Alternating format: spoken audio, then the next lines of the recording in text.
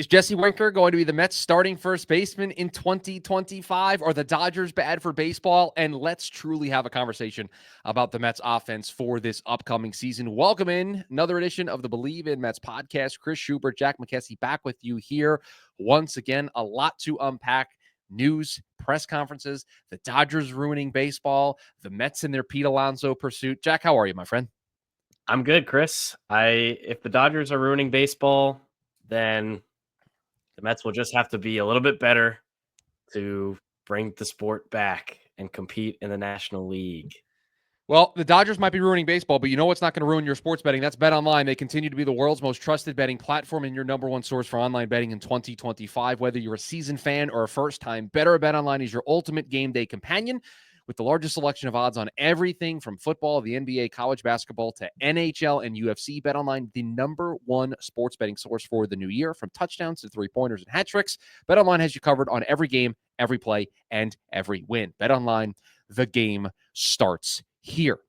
Jesse Winker, the day we are recording this podcast, January 22nd, 2025, had his Zoom press conference since re-signing with the New York Mets on a one-year deal, and was asked a lot of questions. He was asked why he decided to come back to the Mets. Was this always a place that he wanted to come back to? But he was also asked if he was asked. So he was asked about being asked to play first base for the New York Mets. And I got to tell you, the way Jesse Winker chose to answer this question, it could be just Jesse Winker being Jesse Winker, but he certainly presented a case to be made that the Mets might have asked him to be their starting first baseman in 2025. That the true plan B of Pete Alonso leaving includes Jesse Winker playing first base.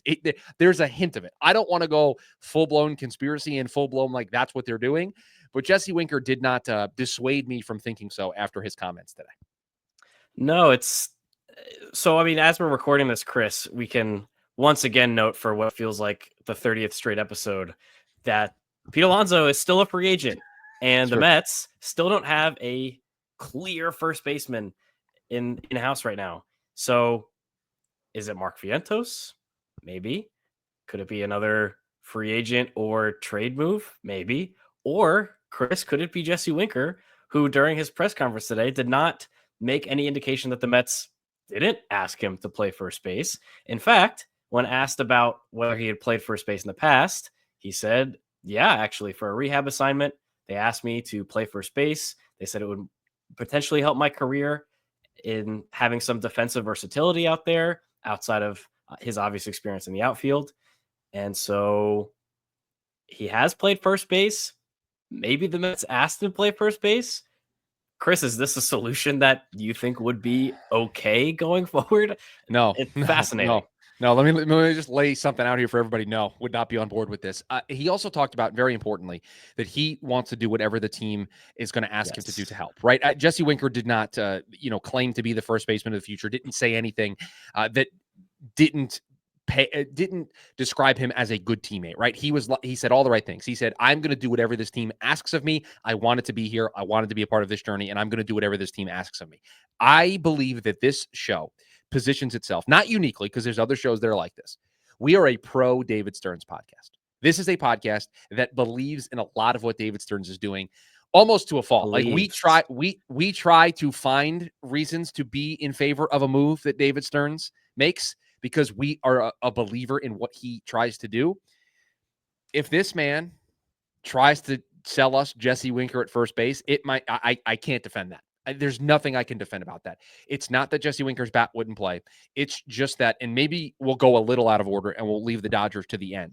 But the Mets offense in 2025 can't have Jesse Winker be their starting first baseman. It can't have Mark Vientos be their starting first baseman with Luis Angel Acuna, Brett Beatty, and Ronnie Mauricio in a battle royale to see who's going to be the starting third baseman. That's not good enough. And it's not good enough because of what the Dodgers are doing, and we'll get to that a little bit later on in the show, but it's not good enough because this was supposed to be the offseason, right? You told us last year, 2024 was going to kind of be a tear it down, rebuild it, retool, just kind of sit on the sidelines. Now, you did what you did, and you went to the NLCS, and you were 2 games away, but you told us it was for this offseason. And in this offseason, if the only thing you do to your offense is add Juan Soto, that's a pretty big deal. But you lose Pete Alonso, and you don't have a first baseman, and you have all the question marks that this team has across their lineup, I just wonder if they're half pregnant a little bit. I just wonder if they're trying to be competitive, but they're not actually fully getting across that line just yet. And it's going to be another year of we'll see what happens because you can't convince me that losing Pete Alonso, having Jeff McNeil play second base, having the center field situation that they're going to have, the question marks surrounding Francisco Alvarez, like this offense right now just isn't, in my opinion, good enough. Right. I totally agree with you. We talked about it last episode. There's just such a lack of pop outside of the top of the order with, Lindor, Soto, Vientos, kind of Nimmo. But then you're not really scared if you're an opposing team of the bottom of this lineup with some combination of Tyrone Taylor, Jeff McNeil, maybe Luis Angel Acuna, Jose Siri, right? Like these aren't players that are striking fear into the hearts of opposing pitchers. Right. Thing we have to. Can we talk on that real quick? Because Sure. this is a legitimate scenario that could play out. We could get to opening day, and the bottom half of the lineup is some combination of Jeff McNeil, Tyrone Taylor, Jose Siri, who's ever pitching that day, Brett Baty, Francisco Alvarez, and potentially like Jesse Winker at first base. Like that's the bottom. And I love Jess. Like I love him. Like I think he's great for the team. I think he's great for the culture. I love Francisco Alvarez. I think the future is bright. But we can all call it what it was last year. It was a bad year for Francisco Alvarez. He got hurt. He never found the consistency. There's still more of his potential that he needs to unlock. And so you're telling me right now that at least half the lineup is a big question mark. And I'm sorry, for a team that went out and spent $765 million on Juan Soto, it feels to me like you would make it to where you have more sure things. Now, maybe David Stearns just believes that Brett Baty is going to figure it out, or just believes that Luis Angel Acuna and Ronnie Mauricio and Brett Baty, whoever takes that job, is a big league caliber player and it's going to surprise us, right? I don't think any of us thought Luis Angel Acuna was going to come up and put up the production that he put up, right? Maybe they see something in the underlying metrics and in the second half of Jeff McNeil's season that he's going to be better. Maybe they see something in Francisco Alvarez's swing that they fix this offseason and in spring, and he gets back to being the catcher that we think he can be. All of that is possible, but those are all big question marks that go along with all of the other question marks that we have about this team's pitching staff, about this team's bullpen, about this team in general. And so it's nice that we're going to get to see Francisco Lindor and Juan Soto. And I'm not trying to say that this team's not going to be good, but I still think this team's third in the division. And if they want to win the division and have home field in the playoffs and not have to do this, traveling all over the place like they did at the end of last year, you got to win baseball games and you got to win the division. And I just don't think this team right now is positioned to do that. What I worry about, Chris, is the state of the lineup right now looks a lot like how Luis Severino saw the 2024 New York Yankees. And to quote Luis Severino, you guys only have two good players. And I'd argue the Mets have three or four. But one of those guys was on both teams. One of those guys is part of both. One of those guys, Juan Soto, is very, very good at baseball. And obviously the Yankees went to the World Series. And obviously if the Mets were able to do that, it would be a successful season in a way. But there's just so many questions still with the bottom half of the lineup, like you said, the pitching staff, like you said, the rotation. And one thing we have to also remember about the 2024 Mets is I don't know if Jose Iglesias is a player that I want the Mets to bring back in 2025. Obviously, he's older now. He had kind of a career best season last year. But the fact of the matter is he carried the offense in a big way through the dog days of the summer of 2024. And sure, his playoff performance wasn't, anything to remember, but the Mets don't have anyone that feels like they can be that spark plug outside of the top of their lineup. They don't feel like they have that X factor player that can add anything.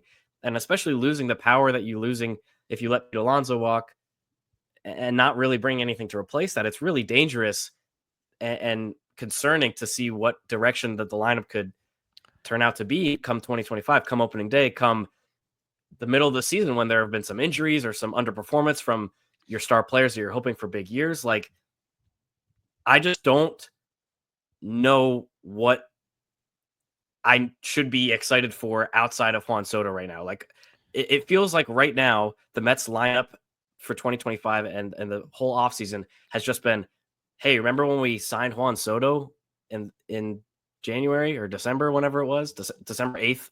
I remember the date exactly, actually. Yeah, December 8th. We recorded an episode of December 9th because it was like midnight.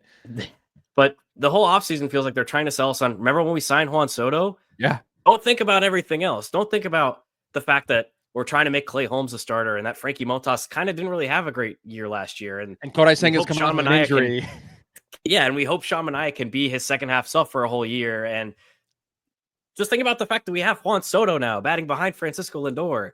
Don't think about the back half of the lineup, though, because we'll figure that out later. And right now, I just don't know what to be excited about.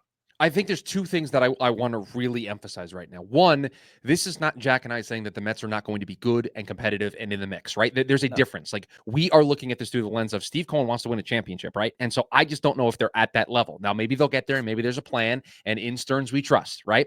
But then part two of this is you don't have to do what the Dodgers did. And I'm referencing them a lot. I promise we'll get to them because I have some unique thoughts, I think, on what the Dodgers are doing.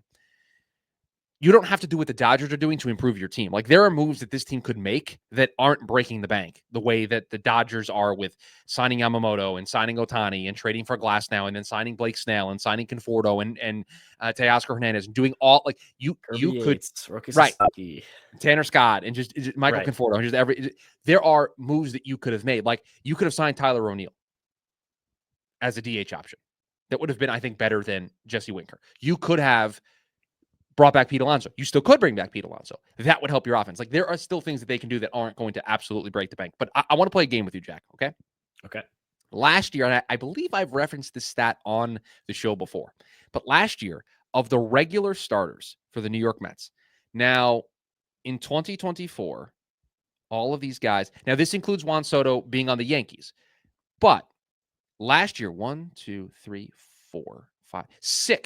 6 players that are on the 2025 New York Mets last year had a WRC plus of 100 or more, meaning they were better than league average. Based on the projections from Fangraphs for 2025, how many batters do you think Fangraphs has for the 2025 New York Mets projected to be better than a 100 WRC plus? I can do this by player, I guess. I'll say Francisco Lindor and Juan Soto. That would be correct. 122 for Francisco Lindor projection. Juan Soto, a whopping 169 WRC plus projection. Okay, so we're at 2. I will say... And you named the first 2 guys in the order. So you're literally going in the order of the lineup. Yeah, I'm going to say Mark Vientos, 3. That would be... Yeah, so that's the third guy in the projected order, and he has a WRC plus projection of 120 on the nose for next season. And then I'll say Brandon Nimmo, and that might be it. So we're 4 for 4, 119 WRC plus for Brandon Nimmo, and he's hitting 4th in the lineup. So you think 4. So after 6 last year, you think 4 this year. Yeah, because 6 has to include Jose Iglesias, probably. No. So this, sorry, maybe I did not say this correctly. I'm looking at the 2024 numbers for the players that are on the 2025 New York Mets. That are currently, okay. So, right, this includes Jose Siri, it includes Winker, it includes everybody. Okay. But last year, that group that is on the 2025 New York Mets, they combined to have 6 of those guys. And I'll tell you the 6. It was Lindor, Soto, Vientos, Nimmo, Winker, and Alvarez. So other than Soto, it was all players who spent time on the Mets last year. Okay. I'll say maybe Jesse Winker is 5 for 2025. So you would then be 5 for 5 because you've gone 1 through 5 in the projected order, and Jesse Winker has a 117 projected WRC plus. Now you're going to stop at 5. There are arguments to be made for McNeil, and if he looks like the second half McNeil before he injured himself, there's arguments. You should make that argument. You should make that argument because he has a 108 projected WRC plus according to Fangraphs. And you should also assume that Francisco Alvarez is going to find it because he has a projected WRC plus of 113. And if you want to just understand where projections are at right now, Brett Beatty projected 102 WRC plus. So by WRC plus, 8 of the 9 starters in the Mets projected lineup are going to be better than league average. And the guy that they have that isn't at 100 is Jose Siri, who they have as an 83 WRC plus, and Tyrone Taylor on the bench as the other platoon option and 96 WRC plus. That's fascinating, honestly. Starling Marte projected 103 WRC plus, just for those of you that Starling Marte stands that want to still Bleav in him for next season. That is fast. I am going to take the under on that. Yeah, 100%. These are the most rosiest of projections, I think.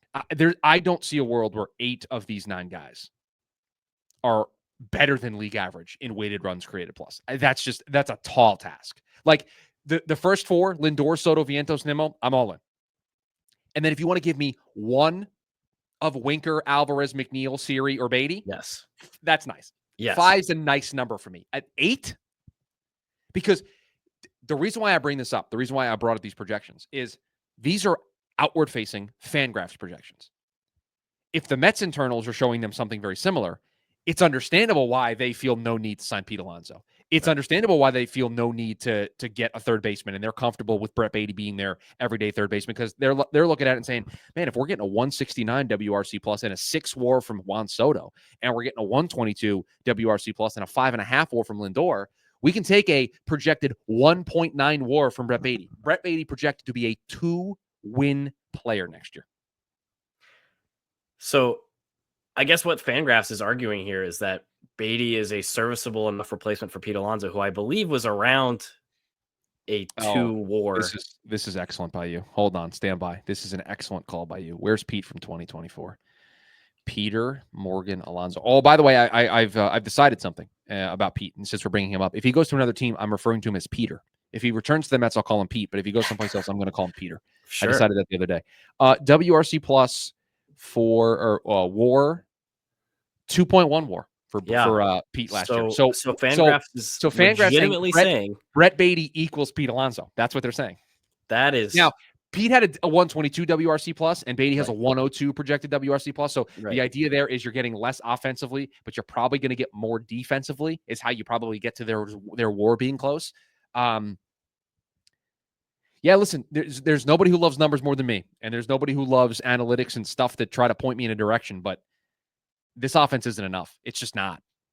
I don't know how you can compete with, and we can maybe use this as a transition to talk about the Dodgers and the offseason they're having, but let's do it. Let's see what the projected WRC are for these guys. I'm thinking about when you come up against a rotation that includes, in some kind of order, Shohei Ohtani. Oh yeah. Blake Snell, Tyler Glasnow. Oh yeah. Yoshinobu Yamamoto. Yep. Roki Sasaki. Yep.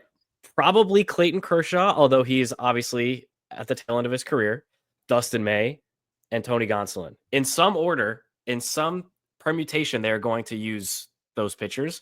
I don't understand how, frankly, any team in the National League, but particularly the Mets with the way their lineup looks right now, think that they are going to be able to compete. And oh, by the way, as soon as they pull any of those guys, they've got Tanner Scott, they've got Kirby Yates, they've got other guys in the bullpen that Okay, sure. Here you go. But here's the current projected bullpen for the Dodgers: Tanner Scott, Michael Kopech, Blake Trinan, Evan Phillips, Alex Vesia, Anthony Banda, Ryan Brazier. The only reason why Kirby Yates isn't on here yet is because the deal I don't think is officially official. Right. Like they're going to add Kirby Yates to a team that already has 3 closers in Tanner Scott, Michael Kopech, and Blake Trinan. And oh, by the way, their rotation as it sits right now: Snell, Yamamoto, Glasnow, Gonsolin, Sasaki, May, because they can just take it easy with Ohtani. They don't even need to worry about it. But all right, let's play the game. How many members of the Dodgers projected opening day starting lineup have a WRC plus greater than 100? Mookie Betts, Freddie Freeman, Shohei Ohtani. Mookie Betts a 141 WRC plus projected. Ohtani a 156 WRC plus projected. Freddie Freeman a 138 WRC plus projected. Let's go Max Muncy. Max Muncy a projected 113 WRC plus. I'm going to say they think Will Smith will have a bounce back. Will Smith, a 118 projected WRC plus. I will say, do they have Conforto in the starting lineup? Yes, so they do, and this is where it becomes funny because you're just going to forget people that the Dodgers signed this offseason. But Conforto, a 111 projected WRC plus, 111, a 111 WRC plus for Michael Conforto. Sure. Teoscar has got to be on there. Teoscar Hernandez, a projected 116 WRC plus. Yes. So we're at 6, 7. You're at 7. Which, okay. What positions am I missing? Second base, Gavin Lux, I think will be under. So see, you did it. You did the thing. Gavin Lux doesn't play for the Dodgers anymore. He's now a Red. See, you're right. You're still right. There it is. There, we knew it was going to happen. One of us was going to do it. We were going to put somebody on the Dodgers who was on the Dodgers, but they've been doing so much. Who is their projected second baseman? See, you probably forgot about this and everything else, but remember they signed Ha-Seong Kim. Of course, he's their projected second baseman, and he has a projected WRC plus of 97. Okay. And then you're also forgetting their projected center fielder because they signed Tommy Edman to an extension. He has a projected WRC plus of 98. So they project him under 100. Interesting. That is 7 players for the Dodgers with a WRC plus projection of over 100. The Mets have 8. That's You know what, Chris? that is Maybe we should throw out the whole episode that is because insane. the Mets You are are better gonna than the Dodgers, no that I according to mean now Fangraphs I will projections. tell you, Shohei Ohtani has a 156 WRC plus, and Mookie and Freddie are hovering around 140. So that's 3 players at 140 around there or more. Where the Mets Right. have 1, it's just Soto. The thing about the Dodgers is everybody above 100 is above 110. So like they're 10% better than league average. So they don't have like their a Brett Beatty that's floating around at 102. And even their 2 are within 3, percentage points from being Right, league average. right. I think this exercise proved to me even more so than I needed to be proven to. The Dodgers are going to be very good this year. I'm on record. The 2001 Mariners. Mm-hmm. They better be worried. The 2001 Mariners need to be. Are you calling your shot now? I'm calling my shot now. The 2001 Mariners are in trouble. Here's what I think will be the downfall of the Dodgers, because it has been year after year. I think it's the health of those starting pitchers, because almost all of them, if not all of them, have real injury concerns. And obviously, pitching development these days has become about velocity and maximizing that. And the Dodgers do it better than almost anyone. But Shohei Ohtani has obviously just missed a whole year. Yeah, sure. He's not even in the projected rotation. Okay. Blake Snell. Okay. So I'll just replace him with Bobby Miller. Glasnow, though. I've got Landon Knack just sitting there in AAA just waiting. I guess that's fair. I've got Gavin Stone ready to come back from his shoulder surgery. They just overcame a full rotation and a half worth to win the World Series without half of these guys already on the roster. Do you know their projected starting rotation for opening day, the 1 through 5, or 1 through 6, I should say? One guy pitched in the postseason last year. One, Yamamoto. Yeah. Every single other guy, like Sasaki, wasn't in the postseason. May was hurt. Snell didn't pitch for the Giants. Glasnow was hurt. Gonsolin was hurt. Like, they won how many games last year with all of those guys being hurt, and now they're getting them all back and healthy, and they improved by adding Snell and by adding Sasaki? Like, I'm sorry. The one thing you could push back on is to say that the NL West is no joke with the Diamondbacks and with the Giants and with the Padres. But I'm here to tell you, I don't think the Giants are that serious. I don't think they're for real. I think they'll fade into the background pretty quickly. I think the Padres, there's a lot going on there. There's a lot of drama, and I think it's going to play out on the field, and they're not as good as they were a year ago. And the Diamondbacks, their offense took a big step back. They have good pitching. They could bring it to them. But, like, the Dodgers are going to beat up on everybody else. They get to play 13 games against the Rockies. Just give them 13 wins right now. Like, the Rockies are not beating the Dodgers. It's not happening. Yeah. Like, 116-46 is the record. That's the 2001 Mariners, who won 116 regular season games. Now, they lost in the championship series to the Yankees that year, but 116 regular season wins. I think it's on the table. Now, here's interesting. Here's an interesting thing. In the 2001 AL West, was anybody else good? I don't remember. Was anybody else in the 2001 AL West good? Let's look here. I think the Angels? No, the A's. The A's won 102 games. So the Mariners, in a 4-team division, mind you, it was a 4-team division at the time because Houston was still in the National League, won 116 games. Oakland won 102. Anaheim won 75. Texas won 73. So Texas and Anaheim, not very good. They finished 41 and 43 games back, respectively, in the division. And the Oakland A's, think about this for a second. Think about this sentence. The Oakland A's, who finished 102 and 60, finished 14 games out of the division. Yeah, I mean, that's just nuts. And I don't think the Dodgers are going to get any of that.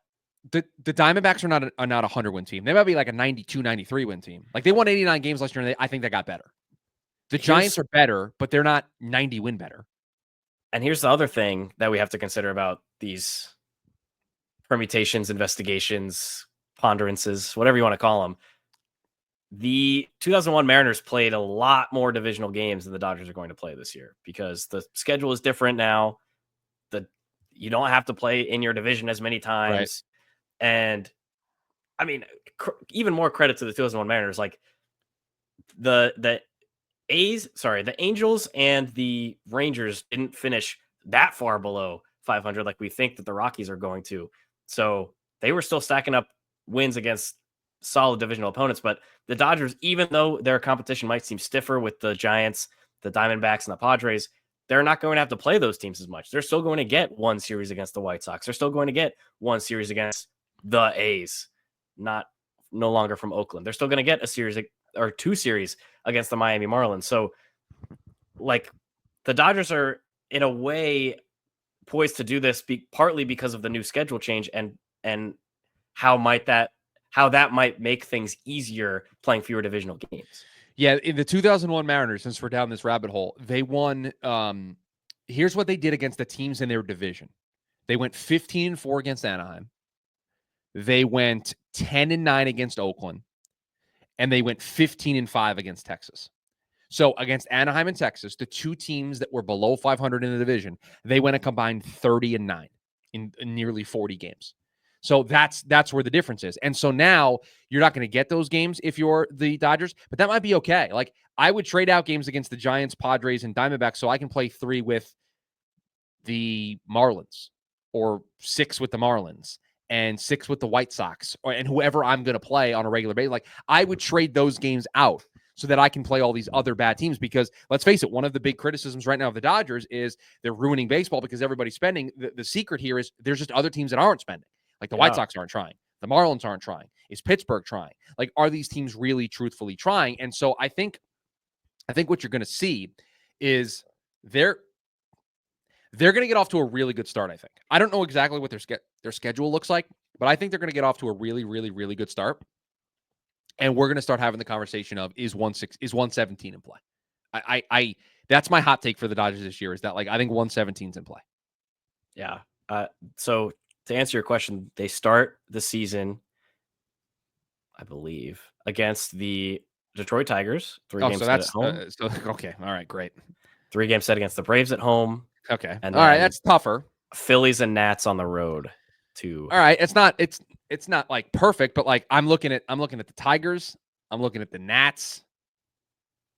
And even the Phillies, you think, are probably going to regress even more. We'll see. The Braves, what are they? Like, yeah. For the record, for any of our viewers who are like, well, I wonder when the Mets are going to play the Dodgers, I'll answer that question for you right now. The Mets will play in LA in early June from the 2nd to the 5th, and they will play in New York in May from the 23rd to the 25th. So the good news, Chris, is the Mets won't have to play the Dodgers in any of those tough games down the stretch. That might mean a whole lot, but so they'll be done playing the Dodgers by the end of the first week of June. And that's a good thing. But are they going to be competitive down the stretch because of the state of their roster or their lineup right now, the state of their rotation right now, the state of their bullpen? I don't know. And we haven't even talked about AJ Minter on the podcast yet. And that's great. That's a great point. Great point. Yeah. 2 years, $22 million, opt out after 1 year. I love AJ Minter. I think that's a nice little addition to the back end of the bullpen. Just to wrap up the Dodgers thing, because we're kind of up against it here. And I want to make sure we give our flowers to one of the greatest closers to ever pitch in the great game of baseball.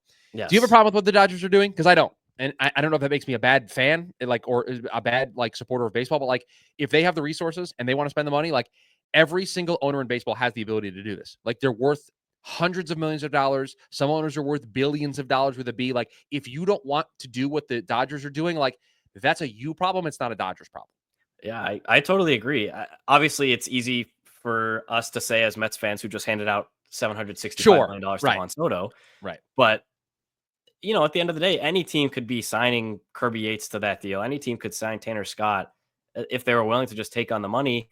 And I mean, shoot, look at what the Diamondbacks did this offseason. They signed the top pitcher on the free agent market because they realized, hey, it turns out when our team is good, we start to make more money, and then we're able to invest that money back into bringing more good players to our team. And even though the Diamondbacks missed the playoffs by 1 game because of some brutal luck with the Mets and Braves rainout fiasco, they're going to be a competitive team in the NL West in 2025. So again, the Dodgers, the reason they're able to do this is because they have owners that are willing to spend. And because of that, they've created a culture of winning and of a place where players want to go to play. Players like Teoscar Hernandez, who are willing to take a little bit of a pay cut to maybe win some more games, maybe compete for another World Series. I'll say this maybe until I die. People thought the Shohei Ohtani money and contract was outrageous. The deferrals make it a little weird, but regardless, I think the deal was worth it 1,000%, if not for just the fact that people want to play with Shohei Ohtani, who right now is the best player in the world. People want to play with Freddie Freeman and Mookie Betts, who the Dodgers have brought in over the years. People want to join a team that has a lot of winners on it and has shown that they can succeed in the postseason now. So I don't think the Dodgers are ruining baseball. I think the rest of baseball just needs to catch up. I think the bigger question is what this means for the future competitive balance agreement, and if there's going to be a salary cap or a salary floor implemented. It's possible. But right now, the Dodgers are working with what they have, and they've built a super team out of it because why not? They're able to. Why not? It's their money. Right. And they are not doing something that no other team can choose to do. Other teams can choose to give out free agent contracts. Other teams can choose to defer money. And here's the point that the team that I would point to. The Arizona Diamondbacks are nowhere near competitively what the Dodgers are in terms of money, and they gave Corbin Burns a 6-year, $210 million contract, and they use deferred money in the same way. Like, yes. like you just do that. Like you just make those decisions of we want to go for it. Okay, this is what we have to do to go for it. I'm not going to let this podcast go without discussing Billy Wagner finally getting his due. It took way too long, but on his 10th and final year on the ballot, 82.5% of the vote, and Billy Wagner, one of the greatest closers of all time. I think for me, Turk Wendell, obviously, of Mets lore, Jesse Orosco, obviously, but for me, as a kid growing up, like, it's Billy Wagner. Like, Billy Wagner is the closer that I identify with, and then from him, it was K-Rod, it was Francisco Rodriguez, and then, like, now it's Edwin Diaz for the Mets. Like, Billy Wagner, like, showed to me what it was like to be an elite closer, and I don't think he got enough due. It should not have taken until his 10th and final time on the ballot to get through. But the guy who has the 8th most saves in big league history with 422 of them, a guy who has a strikeout rate that is only beaten by 4 other pitchers, just absolutely incredible, deserved. He pitched for the Astros, Phillies, Mets, Red Sox, and Braves, and I assume he will go in as an Astro because that's where he has 225 of his saves. But to me, Billy Wagner was part of a cool era of Mets baseball, and so super excited. And I have been somebody who, in baseball circles and talking with friends and having this debate, every time the Hall of Fame comes up for the last 10 years, it's been like, we're not talking enough about Billy Wagner. Like, and I don't mean to be this guy, but if you're putting Trevor Hoffman in, you should put Billy Wagner in right behind. Like, it should not have taken this long, and I'm happy that Billy's going to get his moment, along with Ichiro, along with CC. And I have no ill will towards CC. I was super excited to see him go in. I mean, the 250-plus game winner, one of the best pitchers of his generation. Just 3 really deserving guys. And Carlos Beltran, barely. We'll see it barely on the outside. Yeah, I think he gets in next year, and I think he's wearing the blue and orange when he does. Like, I think there's a Met cap on. Yeah, so that'll be pretty cool. I'll just say, yeah, Billy Wagner is one of the first pitchers I remember watching when I was little, just because, ironically, that Enter Sandman entrance that he used, and he was, like you said, part of a cool era of baseball in general, but also part of a cool era of baseball in the 9th inning in New York City, because him and Mariano Rivera both coming into Enter Sandman, like, you just knew at that point the game was over. You mentioned the 225 saves he had with the Astros. The Mets were second on that list with 101. And until Jerry's Familia in 2015 or 2016, I don't remember another closer that gave me as much confidence as Billy Wagner did in those years with the Mets, because you just knew, like you said, with Edwin Diaz of late, particularly in 2022, when you heard that Enter Sandman music coming in, you knew the game was over and the Mets were going to win. And seeing a guy like that get his flowers is always so fun, especially when they're a former Met. It's well deserved. David Wright stayed on the ballot, 8.1%. So we'll see if it happens. I think it's going to take all 10 years. I have too much bias involved. He is my favorite Met of all time, and so it's hard, right? My tickets are already purchased. I've got flights booked. Like, I'm going to be there in July. I will be too. So there's a bias there for me. So I just absolve myself of the conversation. I don't know if he's a Hall of Famer or not. He is in my book, just because, he's David Wright, but I'm not going to be upset if the voters choose not to, but he stays on the ballot because he stays above 5%. He's at 8%. I think it was 8.1 is where he ended up. And so 3 guys going in, including a former Mets closer, Billy Wagner. But that's going to do it for us. You will be shocked to know that the prospect episode is staved off for another episode. We will get to it here at some point. There's just too much else going on here surrounding the New York Mets. But that is going to do it for us here on this edition. Make sure Rate, review, subscribe, follow the podcast wherever you get your podcast, whatever app you use, please. You can see the video version of the show over on YouTube. Jack McKessy, McKessy. We see a lot of you over there on the YouTube side of things watching the video versions. We're excited about that. And I'm throwing this out there. We might do some live Q&As over on YouTube at some point. That it'll be YouTube only, YouTube exclusive here. We'll go live and hang out with the people. So you're going to make sure you're subscribed over there as well for when we do that, potentially probably right before the season, maybe during spring training, and then during the year, we'll mix them in. So make sure you stay tuned for that. We'll be back with another episode later on this week. But as always, let's go Mets. Let's go Mets.